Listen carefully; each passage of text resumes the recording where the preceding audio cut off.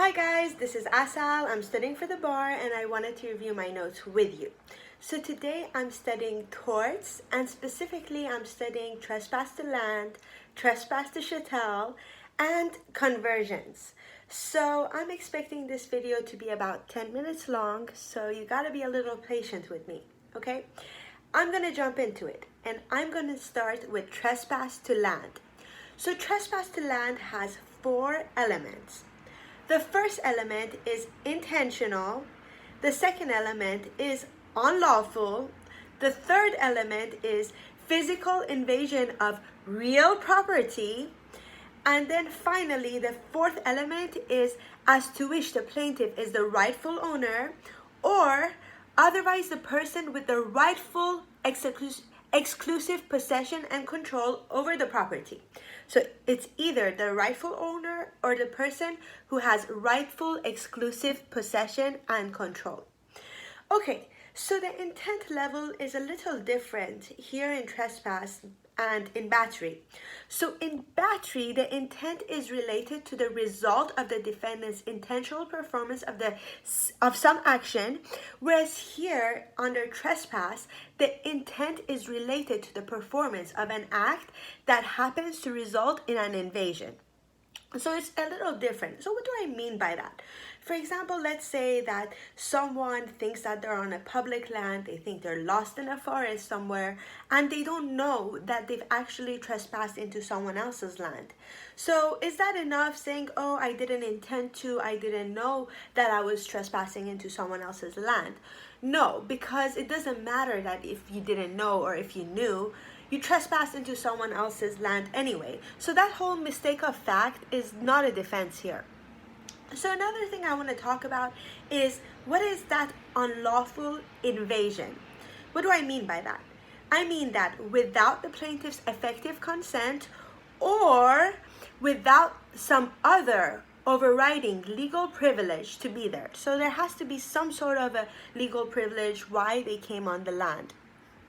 And then the next thing I would like to talk about, let me stick to what I meant by having overriding a legal privilege. For example, let's say that someone goes to the mall and then they stay on the mall, on the land longer. So that becomes trespass over there, okay? And the next thing I want to talk about is physical invasion. So what do I mean by physical invasion? So when you're trying to trespass to land, do you have to physically yourself walk on the land and physically invade the land? Or could you have something else invade the land, such as, let's say, your ball, like can your ball be invading the land? Or what if, for example, you let some water run into someone else's land? Is that enough to be physical invasion?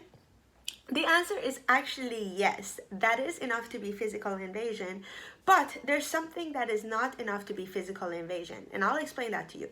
How about a smell?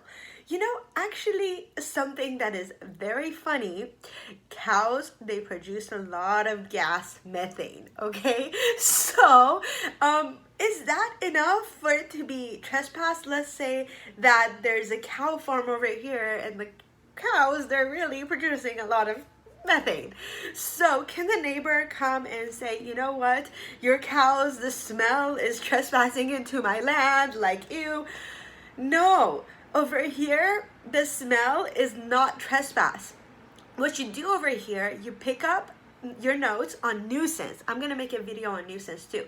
So when it's not trespass, the next thing you think about is nuisance. And when it is smell, that goes in the nuisance. But if it's something of a physical invasion, such as a ball or like a water or, your own physical body, then that constitutes as a physical invasion. So the next thing I would like to talk about is conversion and trespass to chattels. But I'm going to start with trespass to chattels. First of all, what is a chattel? What do I mean by that? I'm going to distinguish it real quick. Right now, what I just talked about was trespass to property, which meant trespass to real estate, land. But the next thing I'm going to be talking about is personal property. So a chattel is a form of personal property. So I'm going to be talking about trespass to personal property, which is trespass to chattel. And what does that mean, trespass to chattel? That is an intentional exercise of dominion and control over a chattel which is seriously interferes with the right of another to control it, and that actor may justly be required to pay the other the full value of the chattel. Now let me say that a little faster. An intentional exercise or control over a chattel which so seriously interferes with the right of another to control it that the actor may justly be required to pay the other the full value of the chattel. So, and another thing is, okay, so we have the trespass to chattel where it's like a lower form of a conversion, okay? So what I'm going to do next, I'm going to talk about conversion of chattels, and I'm going to get into it. So what is a conversion of chattels? That is an intentional exercise of near total. So conversion of chattels is an intentional exercise of near total owner type dominion over personal property. So this is more of a total control, and also a resulting serious interference with the rights of the true owner or other rightful possessors. For example, the difference here would be with conversion. When someone takes the car and kind of like totals it and destroys it, you know, this is a serious interference. They've converted it like to their own use at that point, you know, to the point that it's such serious interference that the person cannot use it anymore.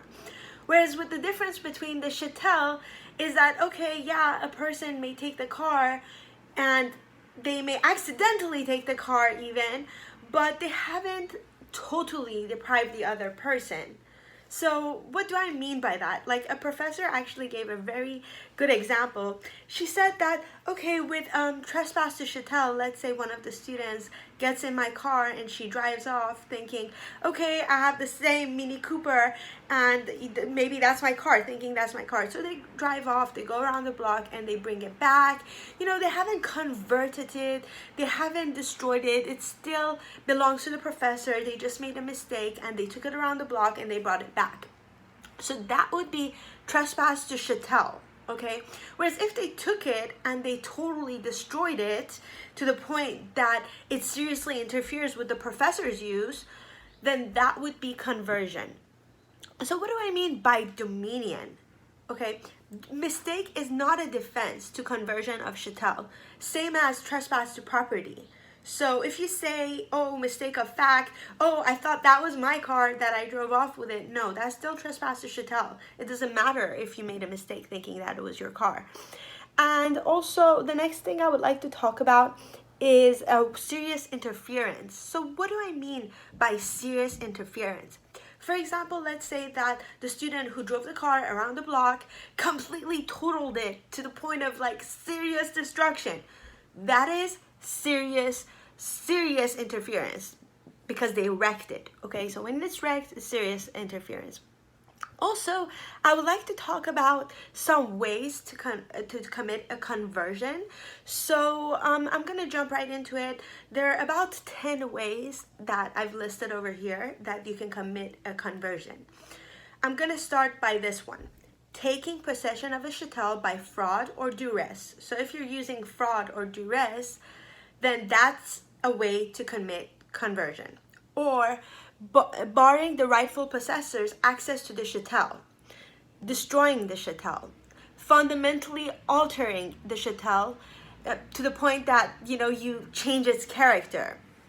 And 5, using the chattel in a way that seriously violates the plaintiff's right to control, and using the chattel in a way that exceeds the scope of plaintiff's consent or other lawful privilege. 7, the defendant is entrusted by the owner to deliver the chattel to a certain person, but mistakenly delivers it to another person. Or 8, refusing to give property to the rightful owner. When you take something from someone and you don't give it back, that's a way to commit conversion. And 9, knowingly or unknowingly accepting control of stolen property. Accepting control of stolen property is also a way to commit conversion.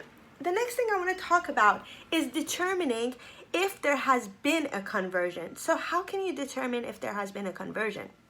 The extent and duration of the defendant's exercise of dominion and control. So you look at the extent and the duration of time of the defendant's exercise of dominion and control, and the defendant's intent to assert a right inconsistent with the plaintiff's right to control. So it is inconsistent with the plaintiff's right to control.